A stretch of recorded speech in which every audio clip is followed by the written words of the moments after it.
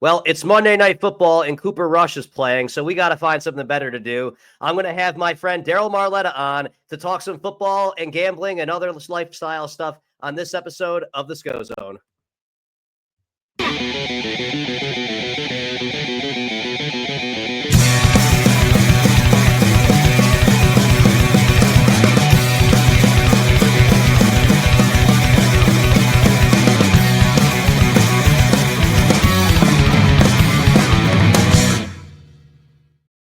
All right, everybody, welcome to the Scho-Zone. It's your host, Ryan Schofield, coming at you from the DeGen here. Thank you for tuning in. Like, subscribe, share, comment, all that douchebag stuff that podcast hosts say. And as I like to say, we don't lube it up. We don't spit on it. We just get right into it. Everybody, welcome to the show, Mr. Darryl Marletta. Darryl, what's going on, buddy?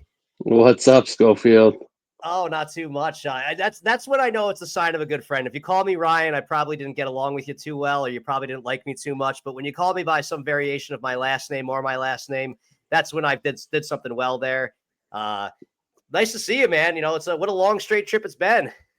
Yeah, it's been a while, dude. I'm glad we're doing this. That was a sweet intro, by the way.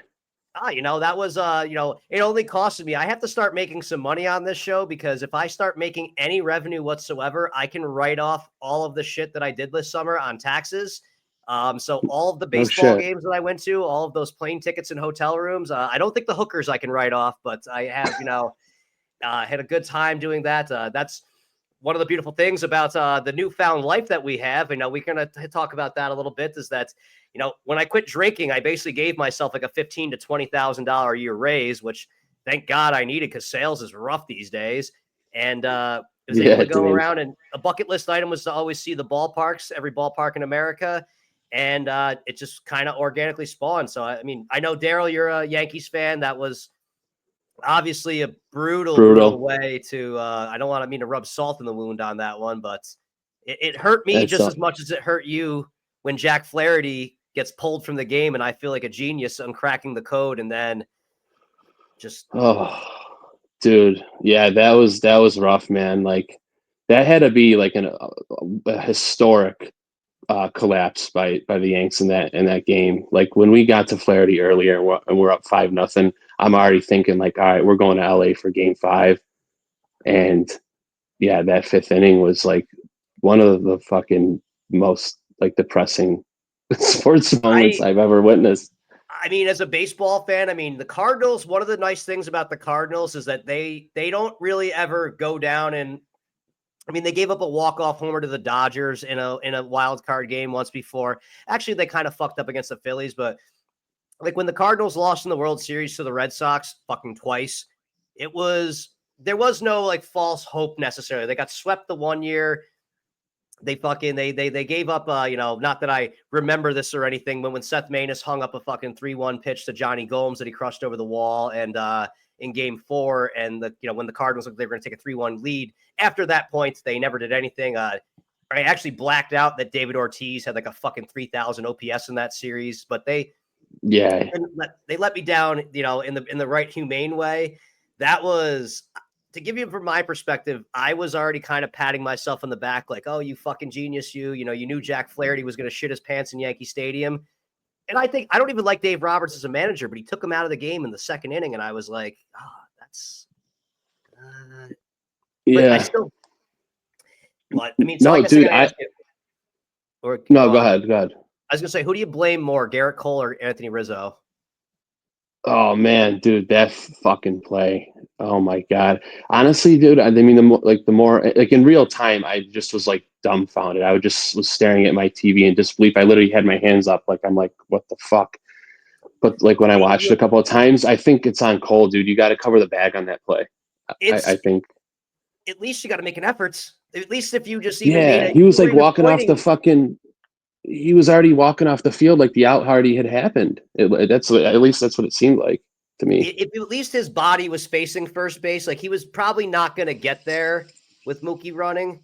Which, yeah, by the way, I had to do the mad dash off to the screen because I thought I was going to have to record without my vape, which is like, going into battle without a gun kind of thing. Yeah, and it's an essential for me. But realistically, I left. I was out at. I went to a Halloween party with my lady friend, or I can't call her that. My girlfriend, and that was my girlfriend at the time. But Yeah. I was feeling great, and then didn't even care to put on the game. I was like, oh, I'll give her some quality time, and then I get a little notification on my phone from ESPN that Aaron Judge's drop leads to a 5-run inning, and I'm like, what the fuck is Oh going my on here? God. That's another blunder that was just, yeah. Dude, and I remember talking to you before the game a little bit. I think you were saying that you thought Jack Flaherty was going to shit his pants. I was 100% with you on that. I said it to like everyone I talked to about the game that day, and it happened. And then it was just like, dude, I mean, it all happened so fast. And yeah, the Dave Roberts pulling him in the second. I would have liked to see him a little bit longer because I think we would have tacked on a couple of more on him, but I still thought with a 5-run lead, we're golden. The way Cole was going, dude. Well, especially the way the bats went in game 4. You thought that you had all of that in your favor. And I mean, the one that I really think was, the Judge one, alls I could hear, my father, God rest his soul, alls I could hear was when I played baseball, the whole thing about 2 hands. Like if I was playing in the outfield and I went to catch a ball like that, even if I caught it, I was out of the game. That was just the way. The Volpe play, though, is that when you have a 5-run lead, I deal with this. Did you play baseball growing up? Oh, yeah. Yeah, my whole life. Do you play softball by any chance now? Now, no, but I'd like to. I tell you, I mean, it's, especially for, guys who don't drink anymore, it's an interesting scenario, but you look like you still take care of yourself. So, I mean, if, once you got it, you always got it. It's a lot of fun, but softball's different than baseballs. You care more about getting outs than preventing runs. And I think with a 5-run lead, you don't try and cut down the guy at third base. It's just such an awkward play where I really thought the Volpe play was actually probably the one that you could have had back, because the Judge play, that happens. But the Volpe one then compounded it much, much worse. And I think that's when asshole puckering started happening. Oh, yeah, dude, 100%. Like the Judge play, I guess, yeah. I mean, obviously 9 times out of 10 he catches that ball. 99 out of 100. Yeah, it literally. So that sucked. But yeah, the play at third was like the throw by Volpe was fucking, yeah, it was that was a disaster. It was just one thing after another, dude. I've never seen anything like it, and especially like in a must-win game at home in the fucking World Series. I mean, it was just like, talk about it. I mean, I was on a high. Yeah, and then it was like, dude, and then once Cole got out of it, he comes back. I think we got a run before we did end up going up 6-5 at one point, I believe, right? Or am I? Maybe that. Yeah, I think that they actually did go up one, and then I think it was 7-6 was the final, or 8-6 was the final. Yeah, and then Cole came back out, and it was like, dude, for a guy that just gave up. I mean, actually, that's even crazier part about the whole fucking thing is that 0 earned runs by Garrett Cole in that inning. 0 earned runs. That was the weird one of that. That's always gonna be one that makes you scratch your head. You look at the final score of that game, and then you'll be like, "What was Cole's ERA in that World Series?" And it was like, "Oh, he was." Other than that, just it was the defense. Now, I gotta ask you, as a Yankee fan, you obviously hated the Astros. What was your feeling on Joe Kelly? Did you go from liking him to absolutely hating him? Yeah. Oh, I can't stand that guy. I mean, obviously he was, with Boston, and then the LA, like his comments after the World Series. Is that what you're talking about? Yeah. Yeah. No, I can't stand the guy. It's like, dude, you didn't even fucking play. Like, I never liked that guy because when he was in St. Louis, he threw 100 miles an hour and couldn't miss a fucking bat, and then becomes light set. Well, that's a common theme in baseball. Everybody gets better once they leave St. Louis. I'm not bent up out of shape about that either or anything, but that's funny, dude, because I actually didn't even know that he played at St. Louis, and it seems like that does happen to you guys a lot. Like there's a lot of guys that I see being studs on other teams, and I'm like, that guy was insane. I knew Flaherty was there, Edman, and shit like that, but no, I never knew Joe Kelly was a Cardinal. Joe Kelly came up with the Cardinals. I mean, they traded fucking what was it? Fucking Zach Gallen and somebody else decent for fucking Marcell Ozuna, who sucked in St. Louis, and then gets in the whole thing where he fucking pulls a gun on his wife or whatever, and then all of a sudden he just fucking mashes like crazy, potential MVP. Meanwhile, they're just cycling out outfielders left and right. It's been some rough times ahead there. Like what part of the reason that started my whole little baseball journey, and for everyone that listens here, I'm sorry, I got to tell this one again. I was in St. Louis when they lost 2 out of 3 to the fucking White Sox. Okay. I was literally at a baseball Oh funeral. my God. And I remember saying, like, going, like, wow, like, there isn't a sound in this building, but everyone's staying here. My buddy's like, they're staying so that we can boo. He's a season ticket holder. And I was like, that was the whole thing. Like, Tino Martinez, when he came from the Yankees to St. Louis and he started off terribly, they literally never boo. They never boo anybody. The Boo Birds have been coming out like crazy. They have an owner that's, I mean, you can probably sympathize with this. The Cardinals and the Yankees are kind of in the same boat a little bit. The only difference between the Cardinals and the Yankees is that the Yankees have MVP players that performed like MVPs, just not really much else, unfortunately. Where the Cardinals had the fossils of Nolan Arenado and Paul Goldschmidt, which that's just and they're going to get traded in the offseason, and I guarantee pick them up on your fantasy teams. They'll probably perform pretty well. Just the way Yeah, it dude. goes. Yeah, those guys are both fucking studs. Yeah, Goldie and Arenado. I remember when they signed. I think they had Goldschmidt first, and they got Arenado, right? Yes, and if you've ever seen Major League 2, I was literally Randy Quaid in the beginning of that movie, all the way, and then just no, nothing. What lose a playoff game because your closer was out in a meaningless game and hurt his wrist and didn't tell anybody about it, and then bring him out to your lights out closer for him to give up a bad inning to the fucking Phillies. And again, I'm not bitter about it or anything. I don't, Yeah, I mean, dude, the Cardinals. I mean, they've won World Series more recently than the Yankees, so at least you got that. the 2011 World Series, which if I should have known, which this is a whole thing. Me and Darryl, we're cool in talking about this.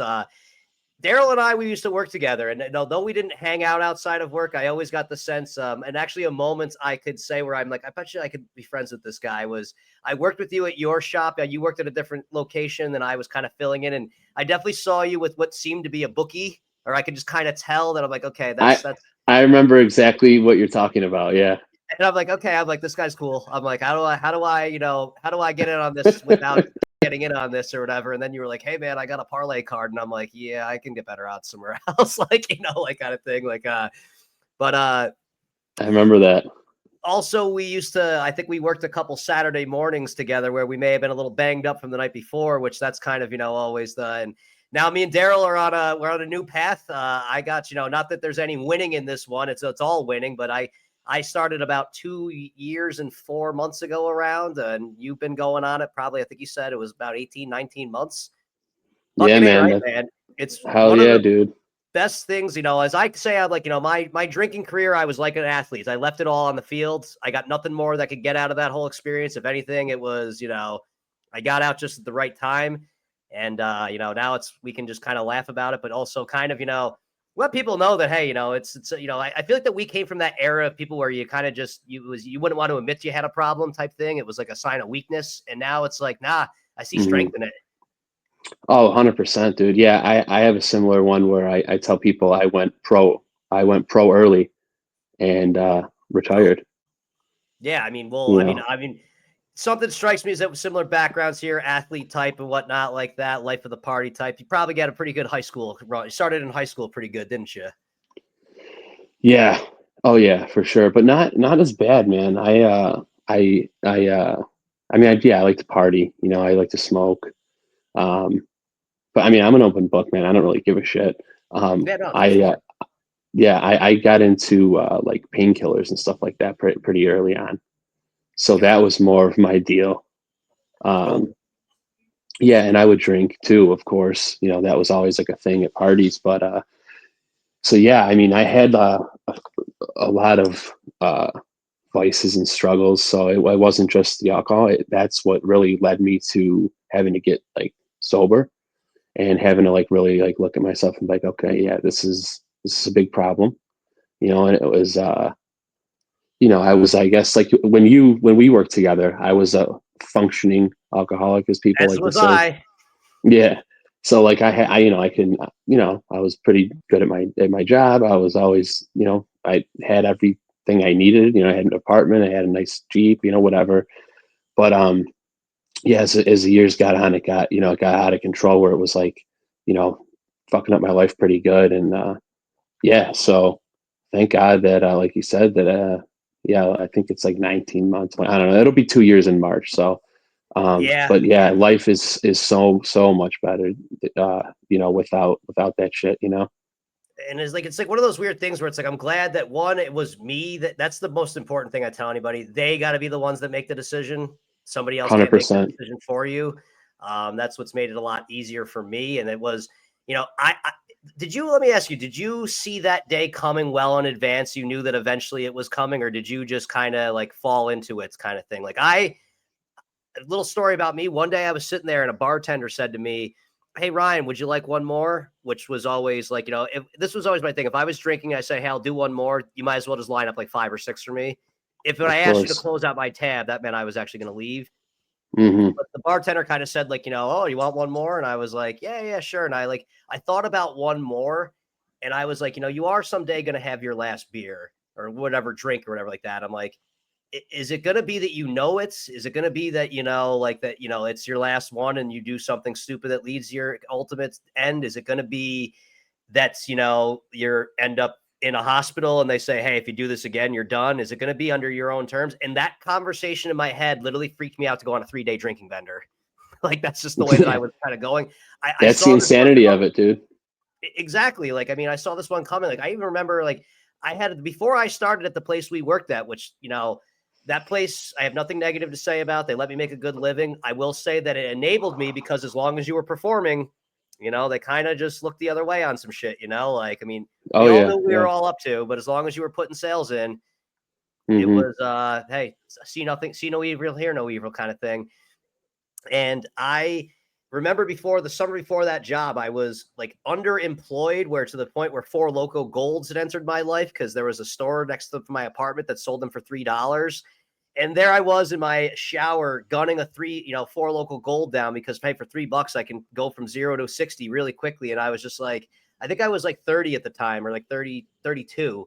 And I was like, what would 13-year-old Ryan say if he saw this right now? Like, it just like freaked me the fuck out. Yeah, Like, like, yeah, yeah, dude. No, yeah, I don't know. Yeah, it was for me. It was like it was multiple like different things that had happened that were like, this is just like not good. This isn't me. Like I really let myself go. I think I've told you this before we talked on here, but this isn't my first go around. I tried getting sober for like the first real true attempt of me like realizing that like I had a problem was like the year my son was born. My son was like 1, and I was like, all right, I'm a dad now. My life is like drastically different, and so yeah, but it was more so like other people kind of pushing me, like, hey, Darryl, like you need to like get some help, like close friends and family, and like you said, dude, you have to be the one that wants it, and even though I know I needed to, um, I wasn't ready, so I had a couple attempts at that, his first year being, when that was in 2019, well, going into 2020, but so yeah, there was that, and there was a couple more, and then finally, you mentioned something about ending up in a hospital. That actually did happen to me. That was the scariest thing that's ever happened to me. um, I think it was at the end of 22, like right at the end, like right before 23 started. And that's when I was like, all right, like, I gotta like hand up, throwing like the white towel, like whatever I gotta do to get sober. I'm on board. It was time to get serious. And so yeah, it took quite a bit for me to get there. Um, but I really, really wanted it. I was tired of living the life that I was. It was dark. I wasn't enjoying anything. Like I said, I let myself go. Um, I looked like shit. Like it was just brutal. And so yeah, I finally was just like, yeah, I'm done with this. And then it just kind of like something clicked, and by the grace of God, here I am. yeah. And we're glad to have you here, bud. I mean, for me, it was kind of, I used to do the thing that I was bullshitting other people and bullshitting myself, but I would take a month Oh off yeah. once a year. And like the thing is that people would kind of do I mean, he can do this, he must not be as bad, kind of thing. Cause, and then, but there was no progress made in that. If I took off November 1st, I made up for fucking every day I missed. And then it was just like, boom, right back where we started kind of thing. And, yeah, just kind of like, as I went on is where like, as I kind of look at things is that whenever you start doing things that you can't tell people about, that's kind of the ultimate sign because Yeah. you probably started having the people that, I can't tell them that I did this, or, you might get judgment on something and be like, well, fuck that guy. I'm not going to tell him anything anymore, like, and, Mm-hmm. there is the thing too, of that there are the people that, they like to pass off, they like to project their problem onto you a little bit as far as, it's like, and that's always the weird thing of having somebody who doesn't have their shit in order tell you that. But it's just, it's kind of one of those why it's important that people like us kind of, associate, still in, in talk of it, it's like, hey, like, we never know what tomorrow holds. It could be a rough day, but it's kind of like, okay, well, I can talk to this guy because, he'll get it a little bit more versus when you're hearing it from somebody else, it's kind of always not the best thing. And I mean, my case, I mean, yeah, I mean, for me, where it really started spiraling out of control. I mean, my father passed away, and I mean, I almost even blur out the dates, but it was like in September of 2018. And then Mm. I basically, I mean, ultimately I was always something aholic. I went from being in that I became a workaholic. Actually, I used work as my release and stuff. And then COVID was COVID with the one really kind of pushed you over the edge a little bit, or that kind of started Oh, to slide for because that's where it yeah, really dude. went downhill for me real fast. That was definitely some of the worst of it. That's when it got out of control. Like I'm talking leaders daily. And I commend you, by the way, for a month off, dude. I couldn't. I mean, to be truthful with you, I couldn't take a day off, not a I single mean, day. I started getting to the point of that, like where it's like where things started going on is that as we get older, we're just not meant to handle it before. I mean, when I was in my 20s, it was I could fucking drink till 3 o'clock in the morning and hey, does anyone want to play basketball on Saturday? Like, it wouldn't even phase me, type thing. That's when it was fun, you know. Yeah, Yeah, granted, I probably could have been 10 times a better player if I fucking actually just got a good night's sleep the night before, like, right. yeah, no, I would be able to do the little things here and there, but I mean, I was just passing off one for the other. I would just smoke a shitload of pot instead or whatever like that, which is really just like a zero sum game. I'm just passing one off to the other. I was never even really going with that, but no, for me, it started happening with COVID where like it was like I started I started drinking, day drinking. I literally had it where I had a cooler at all times in my car. So like I Mm. could just, like just like how someone would go outside to smoke a cigarette, like, oh, I just got to go grab my vape out of my car or something like that. Go there and just fucking quickly hit one up because it was like I was just scared of fucking have hangovers anymore. Like those were I was just kind of keeping it going. And when you're doing that, like you're basically, I mean, with you drinking to the level that we, I'm sure that we both were like that, you never really sober up for a couple days. Like, you're still just your body is just running when you say the functional thing. We were always running with something in our system, and it just takes one of them just to kind of get you right back there, kind of thing, which is scary. And like, I mean, I had the whole thing of, I ended up I ended up in a detox center, and I looked around with me, and like there was, I definitely was the odd man out, I would say, just based on appearances of everybody. But it Yeah, was because like, like everybody else was on their multiple tries. And like I was watching these people that like, they were like talking and like I'm like hearing them like going, hey, what are you gonna do this time? Like where these guys had known each other from being in there before, they were on their fifth, sixth run in this. And I was like, you may not think you belong in this room right now, but you do, and that's your future ahead of you, man. So, like, and a doctor hmm was literally trying to tell me, he was like, yo, dude, he's like, what are you doing in here? You have like better vitals than I do. And I was just like, oh, dude, I've been training for a Tough Mudder. And he was like, well, it says here you were drinking 30 drinks a day. And I'm like, yeah, I had a rough 10 days there or whatever like that. But I'm kind of like, yeah, no, this is where it's going and it's not good. Like it's just, and the way I kind of look at yeah, it is man. I always thought I drank to make myself feel better. And the way expression I use now is I did it to make myself feel good because I didn't know what it actually felt like to feel good. I like that, dude. That's true, and I can yeah, I can agree with that in a way. Yeah, detox centers are rough, man. I've been to yeah, I've been to a couple. But especially the freaking the with the opiate thing, man. I mean, that was one that like I get freaking I had like such anxiety watching. Did you watch that series Dope Sick or all? But I know for some people it's just too much to watch. The Hulu I show with Michael Keaton. No, I wanted to watch it though. I heard it It's was yeah, I heard it was intense. It's very intense, and it's to the point of that, like, so I got hit by a car when I was 21 years old, and that was before Oxycontin, thank fucking God, because I literally remember they just gave me a vial full of fucking Vicodin, and they were just like, yeah, just take whenever you need it, man. And it's like, I mean, that's where the booze and the pills kind of start mixing in because those things are addictive, Yeah, but you build up a tolerance to them super quick. So it kind of became like, okay, well, I got to turbocharge this. Let's go get some deuces or whatever like that. And, that was, I basically had a moment where I was actually out of my script and I was at a visit, and I remember saying like, "Hey, like, probably looking fucking strung out, like, hey, so I have like 3 weeks till my next visit. Like, can I get another script just in case I run out in between then?" And the guy just like looked at me. He was like, "You have more than enough to last you till your next visits." And I was like, kind of like I think scribble went down on a piece of paper, and I was like, "Oh fuck!" Like and I thank to God that missed me because, like, to go location wise, Rochester, New York, that was a fucking bad. I mean, I didn't know because that's where I lived. I went to college out there. I live in the Albany, New York area, and I never yeah, really was around for that to become a big thing. But I mean, there was a neighborhood full of kids that used to hang out with us in my fraternity house in Brockport, and like only one of them is still alive, like, type thing where it's Jesus, like people were yeah, dropping.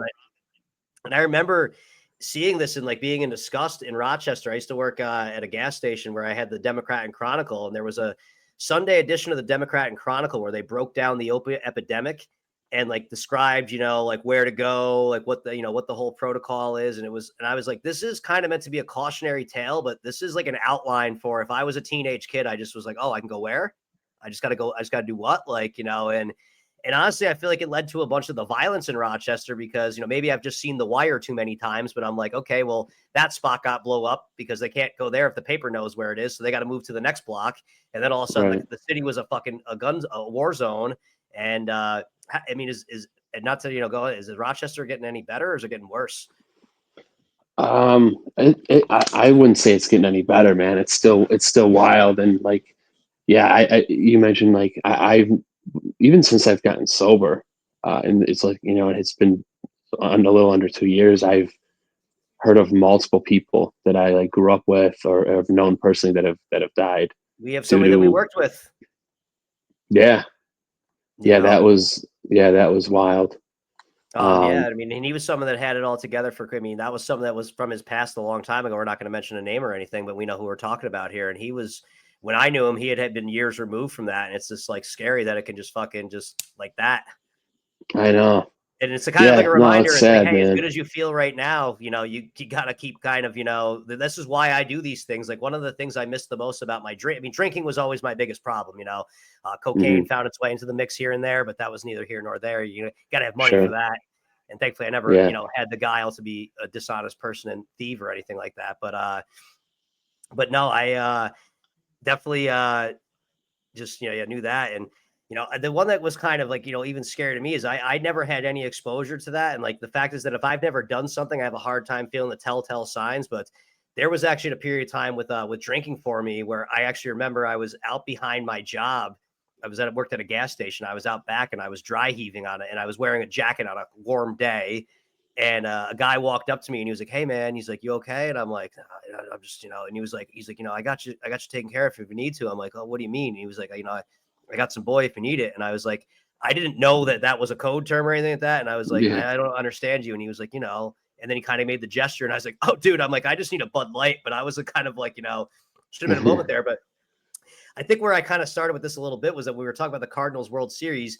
I have the infamous story of that the greatest baseball game ever played, I was passed out drunk for. The David Freeze game. I was somebody who, for everybody in my town's best interest, I did not drink out in public during games because I was not a fun person to be around. And anybody who said anything that could be, I was normally a happy-go-lucky drunk, but when people want to start pressing my buttons, I kind of could go from 0 to 60 in a heartbeat. So it was kind of an unspoken thing that the bar I hung out at was kind of a fan of me not being there during Cardinals games. They didn't need the business from me necessarily, Yeah. and I was on pins and needles because I don't think that people that follow baseball or that don't follow baseball understand the relationship a true baseball fan has with their team. That Yeah, brings you it's different. it's what gets you through once football season ends, all the way through the darkest months of winter. When you're just ready to break and crack, and then there's something about once your favorite team starts playing, it's like, better times are coming ahead. And then you follow them every night or fucking 5-6 nights a week for like 6 months. And then Mm-hmm. it all just comes down to a couple games. It's not like the proportion of games that are played up into there, the ups and downs that go into a season. Like, one of the great things about being a baseball fan, even when your team sucks, you have like 60 reasons a year to be happy the next day or that night. And but also Yeah. on the flip side of that, when you have a really good team, you're still miserable. Like fucking, the Yankees, like I think they won 94 games. So that means that there was 68 days that it was like, what the fuck is wrong with Boone? Fucking hate these guys. Like, Yeah. It's a fucking roller coaster, man. It is. But And then they're gone. no, go ahead. I know I was going to say that a buddy of mine took me out for lunch that day. I didn't have work the day of that game, had a couple drinks at lunch, that obviously I knew every place that there was an OTB in Rochester and was on a first name basis by the time I was done out of there, where Sounds like my dad. yeah, I probably rubbed elbows with him without realizing it. So, where was he? Was he a Doctor's Inn guy? No, he doesn't go there, but no, he's a big OTB guy. Yeah, no, but I always love that there was a Major League Baseball umpire that hung out at the OTB on Marway Circle, by the way, Ken Kaiser. But no, Yeah. so I had a couple drinks, and then this was actually, at least this was the improvement I made off of this. I used to always have the bottle of liquor hanging out, which was the dumbest idea ever because, at 2:00 in the morning, I obviously need a nightcap, when I close down the bar. And they were like, all right, you got to go. But I had the emergency bottle of Jameson, and I drank all the beers that I had in my house as the Cardinals are making errors and they're down 6-3. And it's like, oh my God, they're going to fucking lose this World Series. And that was such an impressive team because of the way they battled back from the pack. And the fact that I even called that they were going to do this. And I literally outlined how they were going to go series by series, how they were going to chase down the Braves. And at one point I just went straight to the bottle of Jameson. And the next thing I know, I wake up. And that feeling when you drank so much, and leaving Las Vegas really nailed that feeling when you wake up and there's nothing but the sound. You can actually hear the silence in the air. Like, it's just that like weird thing. And I'm like, oh my God. I'm like, what the, and it's dark as can be in my living room. And like, I reach down to my phone and I have like, I don't even know how many missed phone calls and text messages. And this was in 2011, like when that wasn't even a huge thing, where like, I'm reading through them where it's like, oh my God. And then all of a sudden the text like, are you okay? Start coming in because nobody heard from me. Yeah. I wake up and I turn on MLB Network and they're literally almost replaying the game from where I passed out, which was kind of, or at least my last memory of things. And I rewatched it back. And I mean, for a little while, that was kind of a funny story for me. But then it's like, now as I think back at this, it's like, if I ever have kids and they become Cardinals fans, they're going to ask me where I was for that. And it's not going to be a flattering story. It's going to be like, well, let me tell you, this is about a good time we have to talk about why you shouldn't drink alcohol, Junior. Yeah. The only change in my life I made then is I'm like, all right, no liquor in the house anymore. Like that's the series of coping or the series of justifications you'll do. I'm like, okay, just no alcohol in the house. That's just, take it outside. Like, dude, I can't believe that you passed out during that. That's rough. it's the biggest running joke because if somebody meets me and like, if I was with my friends and they would hear, oh, this guy, oh, you really love your Cardinals. And they'd be like, the guy didn't even watch game 6. And they're like, what do you mean you didn't watch game 6? I'm like, it's a long story, like kind of, and usually would be, hey, let me buy you a drink and I'll tell you about it kind of thing. But, I can still, I'm somebody that's always used humor as a coping mechanism. You gotta, Yeah, me too. I can't think negatively about it. It happens, and like the worst thing is I don't change it. I would never go back and change anything. I mean, I'm sure that there's some experiences here and there that I probably would have want to handle differently, but ultimately who you are right now is just a collection of your experiences and you just gotta, take it and run with it. Yeah, dude. What can you do? I actually have a similar story but in the end, I guess I'm kind of glad I missed it. But like I was telling you, 2019, it was, my drinking was getting pretty bad. It was escalating, and the Niners played the Chiefs in the Super Bowl that year, and that was the first time that they beat us. And I had a big Super Bowl party, pretty big, friends, family over, and I got so hammered, like blackout. I don't even like remember. It was I made a fool of myself. It was actually this one. I in my story, I do regret it and I wish it never happened. Just because I made a complete ass of myself from what I heard. But yeah, dude, I completely blacked out. literally the only thing, like the last thing I really remember was like Kyle Juszczyk's touchdown, which happened in the first half. And, you know, the Niners collapsed in the fourth quarter of that game and they lost. So in a way, I'm glad I missed it, but I woke up the next morning and I had no idea what. I'm like, oh my God, like I went to go grab. I'm like, I don't even know if we won. I don't like. I had no recollection of anything. It was a fucking terrible feeling, and I woke up and saw they lost, and I'm like, well, I guess I'm glad that I, passed out, because if I would have gotten that shit faced and black out and passed out and missed the Niners win the first Super Bowl of my lifetime, because I don't count '94. I was only like 3 years old, obviously, so that doesn't count. So the first Super Bowl of my lifetime, I would have been like fucking devastated. Like that would have been even more brutal. So, but yeah, that's my blackout story in a huge game. Yeah, I mean, in the Super Bowl, the Super Bowl is a rough one for if you're a drinker because it's not like any other game because there's a lot more lull in the actions. I mean, halftime, especially, I mean, that's probably when the blackout actually hits you. And actually, I've heard about Yeah, this from another guy that's a guest of mine, is that when you drink, when you have a lot of anxiety or you're nervous, like, how like you have a hard time eating or whatever, when that yeah, happens, what yeah, it yeah, is that your stomach kind of is blocking anything from entering it. And then what eventually happens is you probably had this buildup where it probably hit you like a ton of bricks.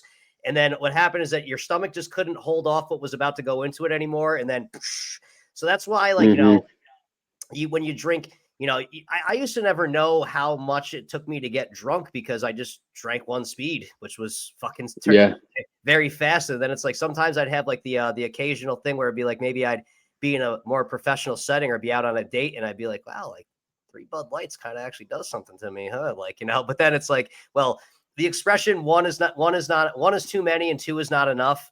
That one yep, really starts to make sense to me because it's like, it took me a two, I mean, I implore anybody that, does it on the first try, but I almost want to say maybe that was just a good decision. Maybe it wasn't as much of an ordeal.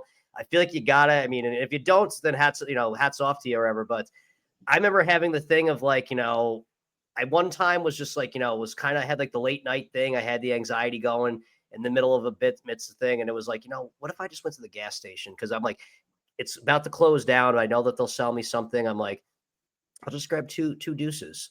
And I'm like, it'll be my little secret. And I'll just, see. And I remember having that and be like, oh, nothing bad happened. And then fucking 3 weeks later, I had to, that was the end of it, which is, I make the joke about this one. I hate, it's going to be fucking tackle him. Okay. We're in red zone for Nico Collins, or not for Nico Collins is in the red zone. Hopefully Dalton Schultz gets my touchdown now. Still got to I need a Tank. Let me know if Tank Dell scores. I got him on a parlay. But I want to say that I think that my last drink was a White Claw, and I joke around that I went out like a bitch, But like, I mean, Yeah, like, it's like I used to I drink didn't them have too. me. I mean, well, the thing was that the reason I got into the White Claws is I didn't want to keep gaining the weight. I'm like, okay, well, Yeah, there's yeah, yeah, 40 less calories in this. This is degenerate math in my head playing out. I'm like, okay, there's 40 less calories. I drink 12 a day. So that's like, okay, cool. That justifies a burger now, like, kind of thing. Like, yeah. this is the logic of a drunk guy. They shovel past it. They tried to do the Kelsey play to Dalton Schultz. It didn't work out. But, Oh, but no. So, yeah, that was the rough. And then, yeah, no, that's just, it's all good to have behind for sure. And then, but like, again, like I said, with the painkiller thing, I was just really glad that when I ran out of that whole thing, I was glad that I did not fall into that loop, because when I was in Rochester, and again, not saying it was exclusive to that area, but like I was this is what helps me out of what I'm actually able to still occasionally go out to a bar and hang out for a little bit, because people ask me like, hey, do you like, ever, how do you feel being in here? Do you ever get the urge to drink? I'm like, no, I just look around me, and it's like, yeah, I don't judge people, but I'm just kind of like, I'm like, I can see the people there, but I'm not going to go over to them and be like, hey man, you okay? Kind of thing and stuff like that. And I've even had the times where I swear I talk to drunk people that will be like, oh dude, that's so great. And then they kind of start talking to me a little bit about like how like they're, they feel like they can confide in me. I mean, I don't go around saying, hey, geez, you got to believe what such and such told me and stuff like that. But it's like, I don't especially know how to tell you in that moment, because you are definitely going to forget everything about this. Like, like, right, I yeah, don't want to remind you the next day because you're going to be like, oh, wait, what? Like, it's the whole thing. You do have to have a rock bottom moment because no one's ever going to be like, well, I dodged a bullet there, gonna fucking, gonna get my shit together now. Like, Yeah, no, I'm with you.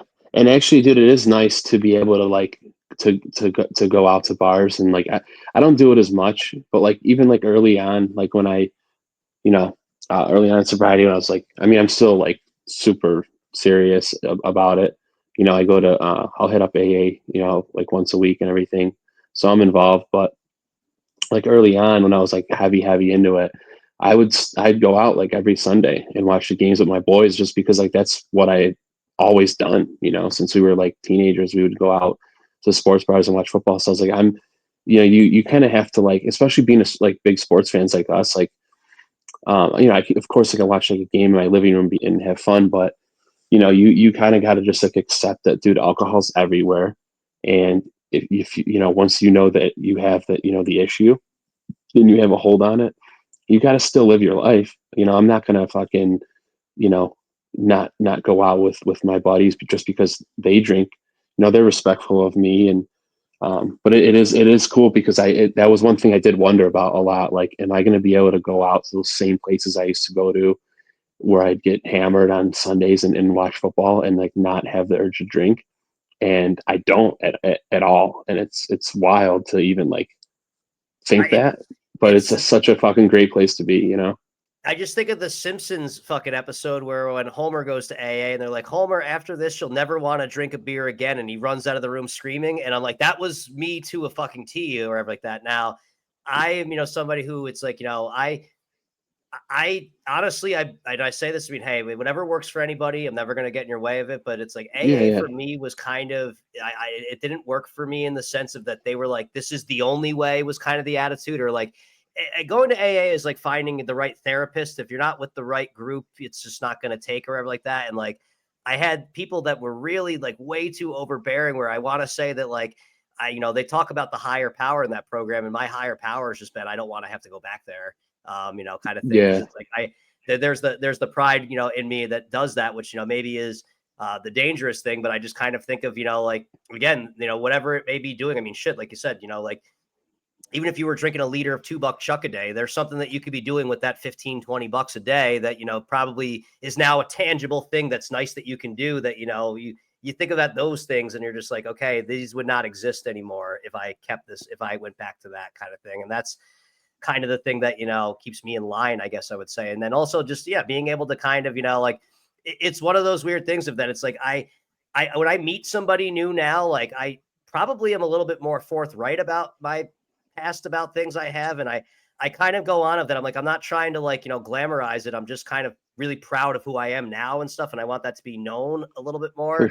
for sure. Yeah, And it's kind of like throwing that one out there of that, like, hey, like, because I have had a person or two that's been like, hey, so like, when you stopped, what was, a trick? Like, and then realistically, like, I kind of placeboed myself. Like, I got used to when I first quit drinking, I remember I would go and I was still buying 12 packs. I was just buying 12 packs of club soda. And I would come home from work and I don't even like club soda, but I would gun down 6 of those because I just love the feeling of hearing that tin crack and fucking hmm feeling that carbonation hit my throat. And then I was just kind of eventually like, I grew out of that one where I was like, I don't even really like this. So I'm spending, like kind of thing, but it was like, had to kind of simulate that action. But when I'm out in those settings though, it's when I see that really drunk person, I get so much like anxiety because I'm like, how many times was I that guy? Oh, I Like, know. Yeah, I have those thoughts too, for sure. and it's like you're just kind of like, I just, like God, like, and But it makes you appreciate it too. right. It definitely it does, it's I mean, I look at my own reflection. I mean, honestly, my thing is I just recently completely quit smoking pot 2 months ago. And it's like I was looking at episodes I recorded. I knew I didn't smoke before I did, but I looked at myself now versus the guy that's recording now. And I'm like, that guy was a brain dead idiot. Like, like I thought I had a good idea with that one. You're fumbling over your words like an idiot. Like. Yeah, I had to cut that out too, man. Like I haven't. It's been about the same time. Like I probably smoked the last time almost 2 years ago, but I didn't even really enjoy that. I mean, I smoked weed for fucking probably like 13, 12, 13 years, like daily. So that was obviously like another thing. But Oh yeah, that um, was yeah, for me, it was like I had to just, it was like all or nothing. So I just, yeah, I don't, which again, like I do know people that were alcoholics and drug addicts, and they'll smoke weed and it helps them. And it's like, dude, like you said, like, hey man, like whatever works for you. Like I don't judge anybody. There's no really right way to do this thing, even though like you said, like, in AA, there are those people, there's, old timers and stuff that they love to preach that, like, it's, if you don't work the program, you're going to go back out and whatever. But that is one good thing though, dude, about Rochester is like the AA, like there is like hundreds of fucking AA meetings throughout the week in Rochester. And I found a really, again, you mentioned like having like one group or whatever. I do have like one, like I like to hit up, if I have like a free time at night and I feel like I just like want to go to one, I know where a good one's at, but I do have one that I go to every week, and I'm like a home group member there. So it's Well, pretty you've cool. you've And even taken initiative in this one where now you're the veteran that's helping the newcomers along, like trying to, man, that's what it's all about, because like I, I, I, yeah, I like to help other people, like other people help me, when I came around, because all that shit was new to me. Like my only experience of that shit was like when I was in an inpatient.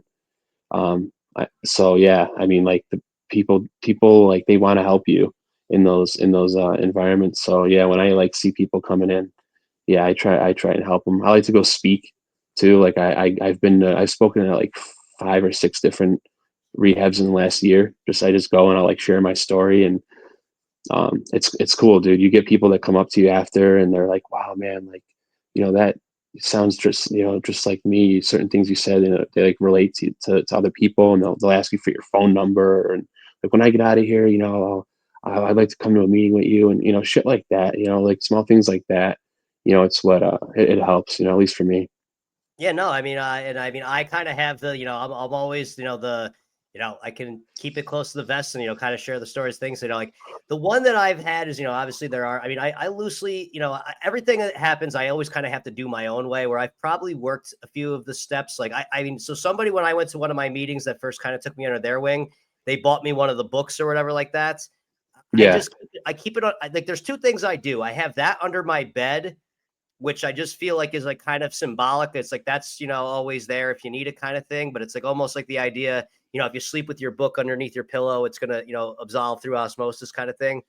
I also in the Hmm. corner of my kitchen always have it. I have my empty bottle of Jameson, where it's like that's behind you, but it's it's No, it's yeah. it's still there. And you have to, kind of, like I've probably one of the hardest experiences I had is I took some buddies. I did an awesome baseball trip. I went from, and these are things I never ever would have been able to do because all the times I went to all these different cities, I'm like, Jesus, if you got drunk, you would not even be able to find your way back to your hotel room. You'd be in a random city you don't know where you are. Yep. God knows what, being on the south side of Chicago at nighttime ain't exactly the best place for a little drunk Irish guy like myself, probably. Um, Yeah, dude, but you get to like actually live life, man, yeah, and really fucking enjoy it.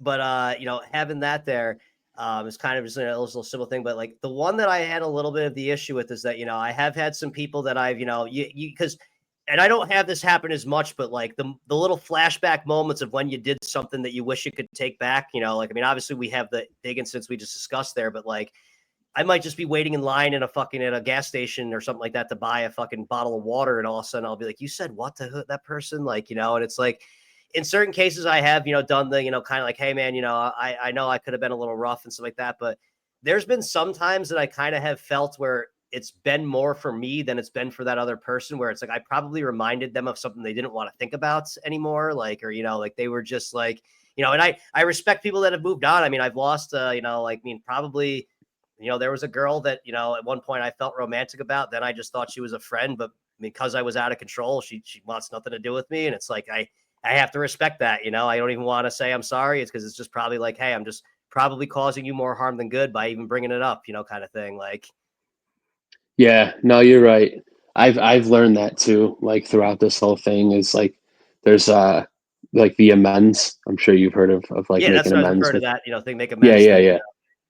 Yeah, and there's certain ones where it's just like, yeah, like some I, they don't, it's not recommended, by people that go through the book. But that's there are like some that it's just like yeah, like you said, it's better left unsaid because you know you don't want to like hurt that person. And so yeah, I Don't get bring them it. back down that road, or anything like that. And it's honestly, it's almost, I guess I look at it as like a reminder of that. Hey, that's what you did when you were that guy, like, and that's why you don't want to be that guy anymore.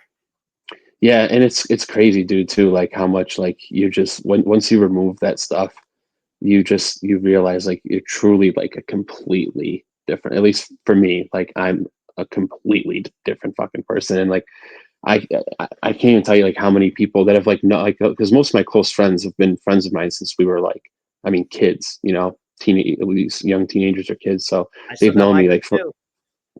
yeah, like forever. And they're like, dude, like we're just so fucking glad to like have Darryl back, like have you back. Like this is like the person that we've known and loved forever. And like you weren't that person for so long. So like, yeah, that shit is like, yeah, Yeah, it's when you amazing. start having the thing where there would be times where there'd be like, the don't tell Daryl parties kind of thing, like, like, Yeah. yeah, like, you run into people, it's like, oh, you guys are here. They're like, oh, he's here too. Hey, I, it's like, oh, wait, I, where did they just go? What happens? Fuck those guys. Like, like, yeah, I definitely had some of that. And then a lot of it too, though, man, like it got for at least for me, like I like to just isolate. So like I actually like got to a point for like over a year, probably like a couple of years where I would just want to be alone and drink. And that's a fucking that's a yeah, it's a shitty place to be. well, and I would say that this is, almost the godsend of things is that, where COVID was a rough time for me is that because I just feel like that nothing ever returned to normal really in the bar scene kind of thing, where it was like I moved back to Albany area because, I just kind of like, it was amazing how a guy who was not from Rochester, how literally I could not walk into a bar with that. If I was there for a half an hour, I eventually knew somebody who knew somebody. And it was, like, I just kind of was like, I was like, okay, like, it waves, it was flattering, but it's kind of not because it's like, okay, I know all these people for all the wrong reasons in some cases, Right. or like Yeah. all these, little different stories and whatnot. I started kind of coming back out here and like I didn't have that status that, I wanted or like that. I was just another guy. And I mean, just in general, people didn't really know how to mingle. And I think that, because during COVID times, I mean, I just knew like when I would go to gas stations and they'd be out of booze on Saturday and they're like, yeah, well, we based our orders on what last year was. Like everybody really accelerated a problem there. And Oh yeah. that's what started happening is that like, okay, well, I still wanted to drink, but I still do love the social aspect. That's why I do things like this to still continue to have good conversations with people. But I definitely started fighting to take the party home, which was kind of like like, I mean, I have a gas station about a quarter mile away from me. And it's like, I kind of had a little circuit of things where I would like, everyone's got a system, to keep people off the scent of things, but it's like, okay, I'll hit up this one on the way home. And then if I need more, I'm lying to myself that I don't need to just buy a bunch of it, but I'm going to probably be able to make a stop to that place because I can walk there by the time I'm too shit faced to drive and all that stuff. Or like, I had a series of restaurants, my last hurrah thing, I would say, where I would had like 8 places near where I live, and I would just be like, okay, I'll just do a beer and a shot every place. Cause no matter how fucked I am, if I just say beer and a shot, close it out, usually someone will be like, okay, he's not going to linger around too long kind of thing. And it was like, yeah, Yeah. I've done this 7 other places before I got here, by the way, kind of thing. But, I guess we'll end this on a little bit of a better note here. So I would say hats off to you, man. I mean, as I see, I could probably tell what hat that is on. Maintaining this through a rough San Francisco 49. That's a Budweiser. Yep. It's what's Okay. what's going on? You think they write it up and make the run for the playoffs, or is this just kind of you think maybe they need to do the tear down and build it back up thing? Dude, I don't know where I'm at with it. I mean, if it wasn't for our division being so fucking mediocre, we probably wouldn't even have much of a shot at the playoffs. We're 5-5 after yesterday. Yesterday was the first time that I like blew up after a loss of a night of really of any sport. I mean, even like the Yankees game, it was just like a numb, like sick, like feeling. Like I didn't like lose my shit. But yesterday, for whatever reason, I mean, I hate Seattle. It's a division game. You got to win it. It's the third time now where they have blown a fourth quarter lead and completely just fell apart in the fourth quarter. The Rams game, the Cardinals game, all division games, of course, and now Seattle. And my girlfriend texted me after. She was like, "You got so mad when the Niners lost," and I was like, "Oh yeah, And she's like, yeah, I've just never seen you that mad before. So yeah, I completely just fucking lost it. I just like grabbed the pillow and slammed it on the fucking ground and just like screamed. And because I was just, I don't know if you saw it, but like Geno Smith ran in from like the 15-yard line, And like if he untouched. doesn't make it in, the game's over. Like Exactly. Yeah, literally, dude, and it's exactly. Geno fucking Smith, not Michael Vick. Yeah. Like, And it's just, it's, or even like Kyler Murray, you know what I mean? Like, it's just like, dude, the way that they've been finding ways to lose games. Um, I'm not. I don't know, dude. This team, it's just they're not this the team that I've watched go to the Super Bowl. You know, last year, the NFC Championship the year before, the NFC Championship 2 years before that. Like, I don't know. I think I'm starting to kind of think Kyle Shanahan's the problem. And I mean, I've loved the guy. He's gotten us to 2 Super Bowls. He's had us competitive. Other than when we had significant injuries. But I guess I mean I'm still hoping to win the division. But if we don't make the playoffs, then I don't know, dude. There's gonna be some tough conversations in San Fran. They might let him go, and yeah, I don't know, man. It's rough. It's fucking been a rough year for me. Like well, I feel like I'm a spoiled fan because I did get to watch them go to Super Bowl, and and they lost, and then the Yankees World Series is still lingering. It's like fucking torture, dude. I'm like I it's like I almost hate how much I love these teams, but yeah, it's good I to don't know feel what to though. make It's it. good to feel. Like that's Yeah, always a good yeah, thing. Like yeah. They definitely had me feeling something every fucking Sunday, man. But yeah, I don't know, dude. It's tough because like they have so many like that. There's so many guys in that team that are just like so many studs. But I they're think that missing some guys, so they still are the best team in the division to me, though. I think I'm not buying stock in the fucking Cardinals. I'm sorry, I'm just not. I'm not they've just hating. been It's capitalizing on everybody's misfortunes. It seems like to me with the Cardinals. I mean, because yeah, they're a team that I just don't bet any game involving because yeah. I mean, I agree. because I could. The Kyler Murray is there's never a good feeling having money on him or against him.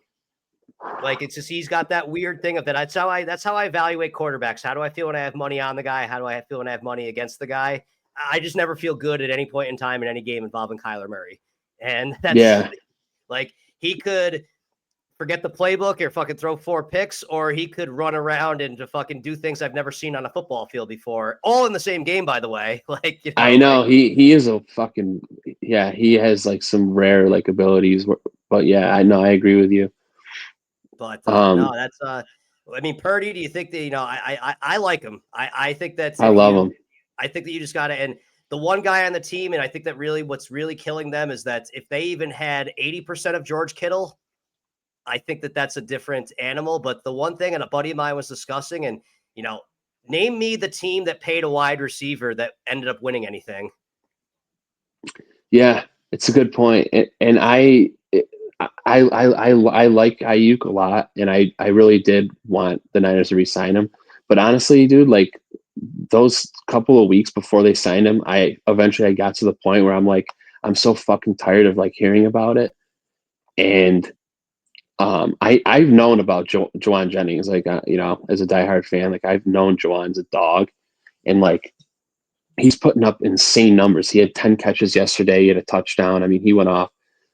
So, yeah, in retrospect, I kind of am like, we probably should have traded him, but regardless of the injury, obviously he tore his ACL and he's done. But even before that, he wasn't doing anything. So yeah, I mean, yeah, like you said, when you pay a wide receiver, it's like, yeah, The one that kills me the most, and this one's on Shanahan, is I find I hate that I'm friends with so many Philadelphia Eagles fans because like I am too.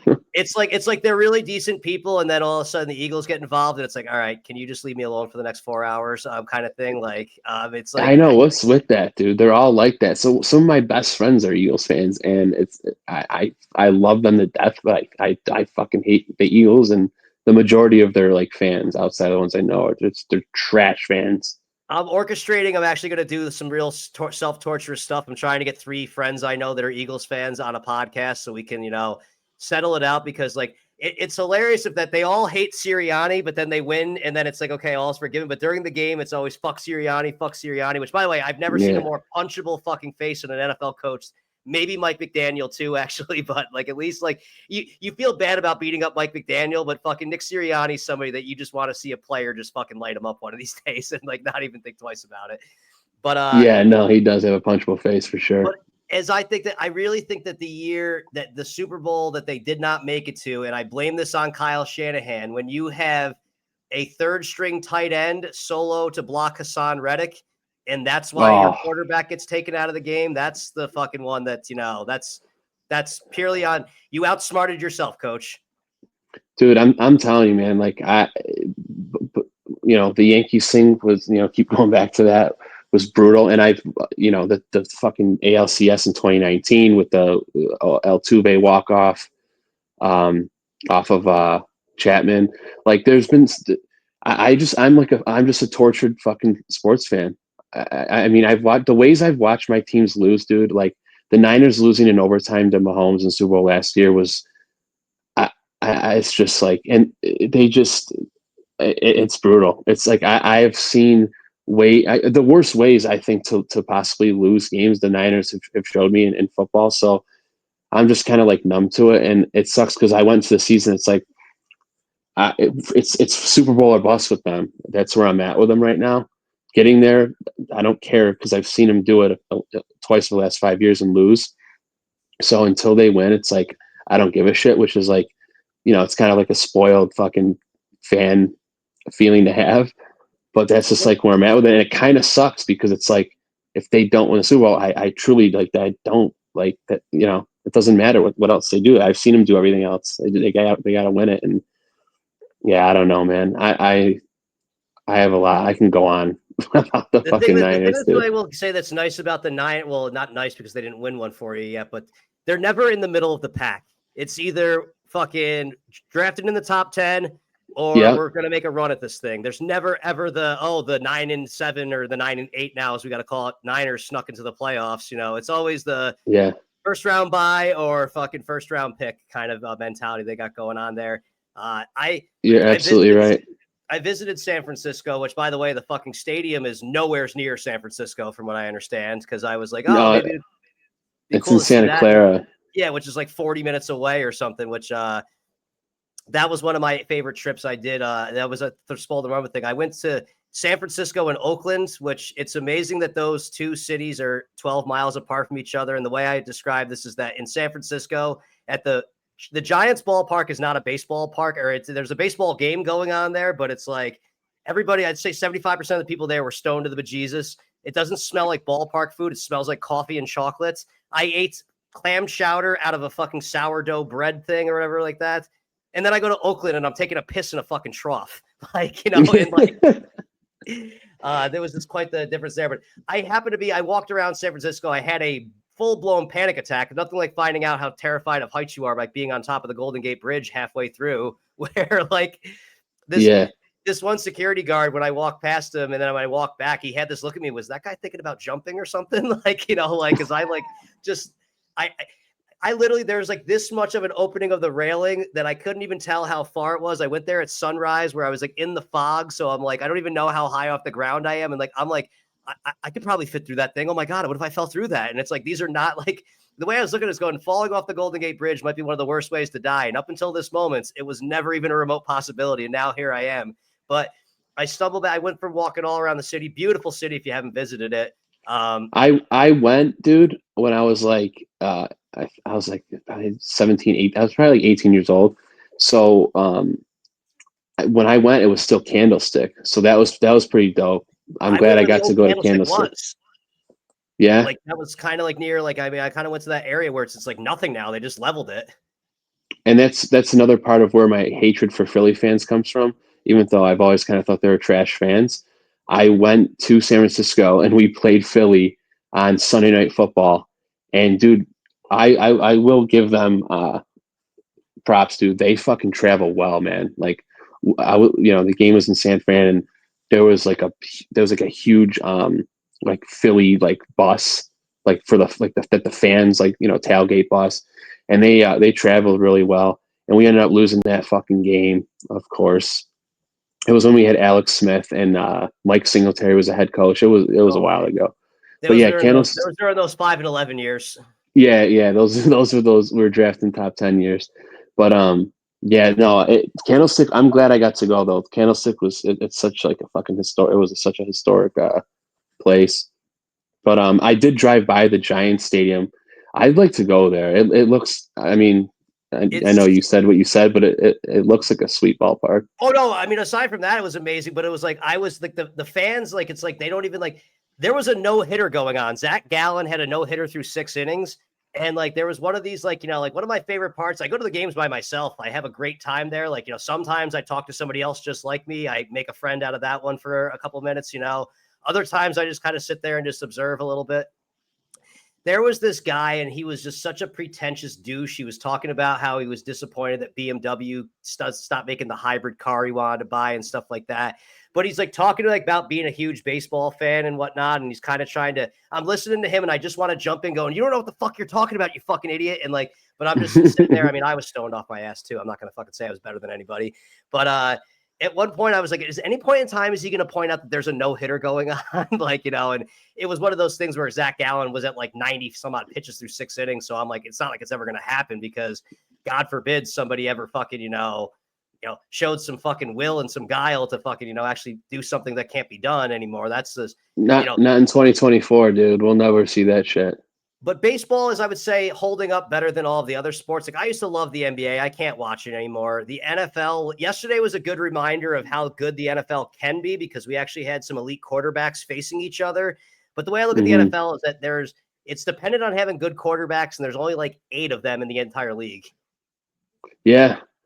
No, it's true. There's only like 8 ones that can like win you a Super Bowl at least. And it's, I But mean, like I still look at where if the Rams are that one weird team where I'm just like, not saying they win, but I don't think anybody wants to have to play them if they have those 2 receivers and Stafford going. Like, and that's just kind of how I look at how quarterback play has declined in the league is that Matthew Stafford was like a top 10 guy. And now he's fucking 36, 37, and he's a top fucking 3 guy still. Like, it's like he didn't get better with age. He's anything. The guy has like a fucking his back fused together now at this point. But, guy just finds a way. It's that old school toughness mentality. And Purdy is, with his limitations, he still has this kind of charisma to him, I would say. His will is stronger than his arm, I guess would be the way I'd put it. yeah. No, dude, I actually, so I do believe that Brock Purdy can win the Niners Super Bowl. Like he's a fucking stud, man. He just keeps getting better. And like he was not the reason that the Niners lost that game yesterday at all. So, I mean, the defense collapsed. The play calling by Shanahan was atrocious. But I know everyone says it's like he's a product of the system, but I've watched like multiple games where I'm like, Brock won us that game. Well, I would say he He's masters just the system. Like, I mean, most quarterbacks are just an improv type guy, but it's like he has poise is the word I would use for him. He kind of like, he 100%. It was what they got going with him. But, I'll also say fuck Seattle too. One of my favorite things when you say fans I hate him. travel. One of the beautiful things about the Cardinals is that the Cardinals travel well when I go to them. And I went out to Seattle for their ballpark in like 2019, I want to say. And fucking we owned the fucking ballpark or whatever like there. But telling you, man, the second I fucking showed anybody that New York ID, their attitude fucking changed for me. And I had to remind people I'm not from New York City, asshole. And they're like, oh, I'm like, where's Albany? I'm like, it's the fucking capital. Okay. Like, I don't know what you guys do in your schools out there, but I know that Olympia is the capital of your state, not Seattle, you fucking idiots. Like, so yeah. go fucking listen to the Pearl Jam. Why don't you? Yeah. Fuck Seattle.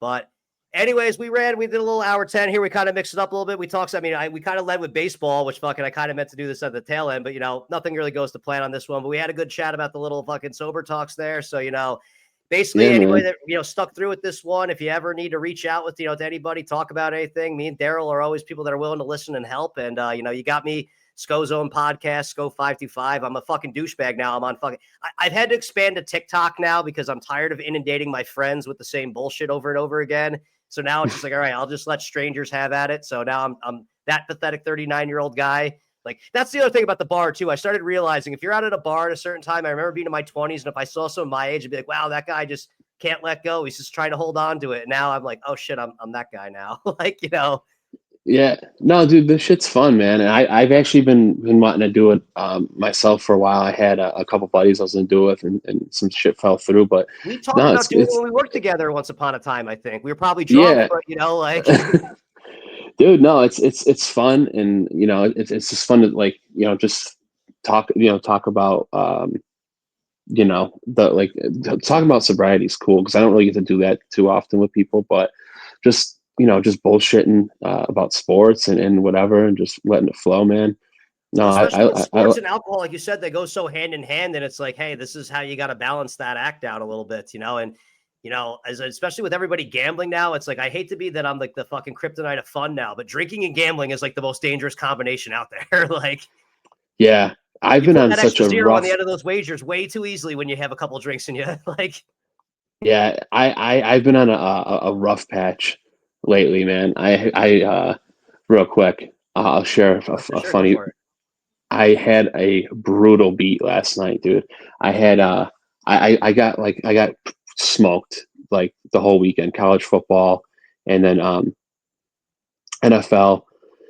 So I threw up like a little bit of a Hail Mary in the Chargers and Bengals game, and I got up to like it was a plus 6,500 parlay, and I hit every prop, and I had Cincy plus 3.5.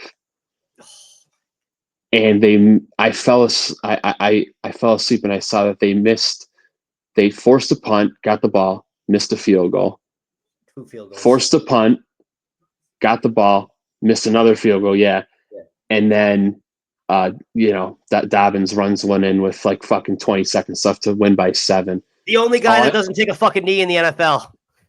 Dude, and I had him does a somersault into the end zone when he's been injured fucking 17 times. and I had him to fucking score, but he had already scored earlier in the game, so like I didn't fucking need that extra touchdown out of him. Dude, I was sick when I woke up. It would have paid, like I said, it was 6,500. Yeah, that were the odds ten on. So dollars is fucking gonna dig you out of your hole, probably. yeah, $10 to win 650. Yeah, no, it would have been a nice payout. And I woke up and saw that they lost by 7, and then I saw the fucking. I looked at ESPN, like the game log, and I saw the 2 missed field goals. I'm like, I went right back to bed for like another half hour. I was fucking sick. I normally So don't yeah, condone that was my bad beat. I normally don't condone parlaying, but when you're up good, because like once you get the action, you get I call it the adrenaline. It's what I call it. When the degenerate adrenaline is flowing through your veins. I had I hit the Bills, I hit the Steelers, and I did have the Chargers, but I do the move I recommend to everybody is once you hit something big, you got to cash that shit out and go back to your original balance you started the day with, like it didn't ever happen. And then spend that money on something tangible, pay a bill, fucking buy something that you would have, you get rid of Yeah. it, get it out of your system. I do the weird thing though, is that I hate this. It's such a dumb gambler's thing.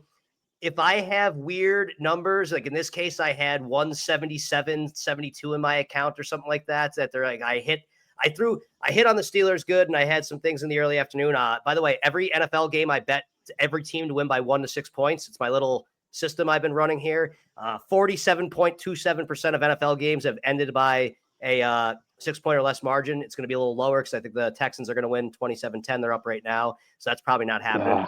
But take the guesswork out of it. Those backdoor touchdowns that fuck people, they usually help me. When the team doesn't score at the end, it usually helps me. But I had like $7 in random change, and I threw down this like fucking like, okay, they gave me a boost. Let me just fucking do something stupid with it. I'd already conceded that it wasn't going to win, but it's just one of those weird things if I feel weird cashing out that weird amount. So I took the $7.27. I had fucking the Chargers. I had Dobbins to score a touchdown. I had McConkey, who I stopped caring about because I thought McConkey got knocked out of the game. I came up 2 yards short on Quentin Johnson, and Dobbins needed 4 more yards to get me to my number on him. And at both points in times, I thought about taking the number less on both of those guys, which would have hit. It was going to be I had 45. 50 for Dobbins. Yeah, I did 60 because I'm like, oh, that's plus money. Like I'm like, oh, look at how much more this one's not going to pay me when I don't hit it. And then it's like, at the end, like when he broke it, I'm like, oh, wait, how far was that? How far was that? And the Quentin Johnson had 48 yards in the first quarter and then fucking had like 3 drops afterwards. The Chargers, I'm in Chargers recovery too. I mean, I did have them last night, but that was kind of like that was one of those things I lied to people about having them because I told everybody I swore them off. But I saw Joe Burrow's outfit, I saw the powder blues, and I just had to do what I had to do. But He had the Kamala outfit on. yeah. Well, it's by the way, not for nothing. If we, this is a controversial point to end on, but think of the last couple Super Bowl winners and think about who they supported in the presidential races. Chew on that one. Put that in your pipe and smoke it. We got Brady and we got Mahomes. We think we know which way they went. And I don't know. I think that it feels like every year's the year to say it, but I'm pretty sure Josh Allen, he was on the Trump train too. So maybe that means good things for him. I just don't want to see the fucking Chiefs win it because again, I'm with you. No. I don't think Mahomes won those Super Bowls as much as the fucking Niners lost them.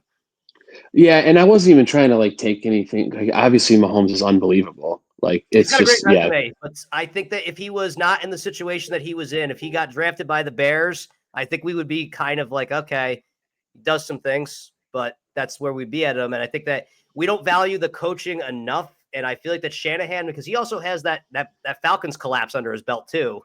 I know, dude. It's just following him, and that's why I'm kind of like, I don't know if I want this guy or not. Well, it's always going to be who's the other guy. But meanwhile, Jim Harbaugh may be a tough guy to work with, but the fucking guy wins. And that's my guy.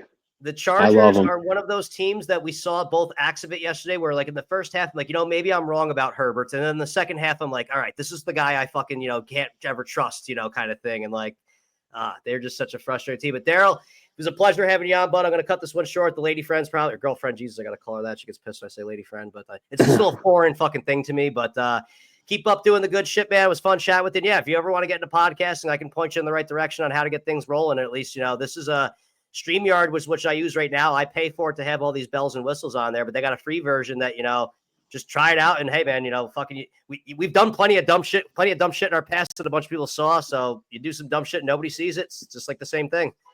Yeah, who cares, right? Yeah, man, exactly. Dude, this was fun. Maybe we can do it again sometime. Yeah, absolutely. Let's see. Well, if the Niners get back into the race of things, you'll be the first person I get in touch with. All right, brother. Well, yeah, you keep it up too, man. All right. Peace out, man. All right. See ya. All right. And that was another fun episode with, old time, again, we weren't really friends or anything like that, but we had a mutual respect of each other, a mutual kind of thing. So that was Darryl Marletta. And I'll probably be posting this one sooner than later since we did talk about some relevant topics. So everybody, thank you for tuning in. And like I said, if anybody does want to reach out, maybe I'm not always the best example of how to get things better, but I can tell you some things to do, but I can definitely tell you what you don't want to do. Thanks everybody for tuning into the Scho-Zone. We'll see you next time.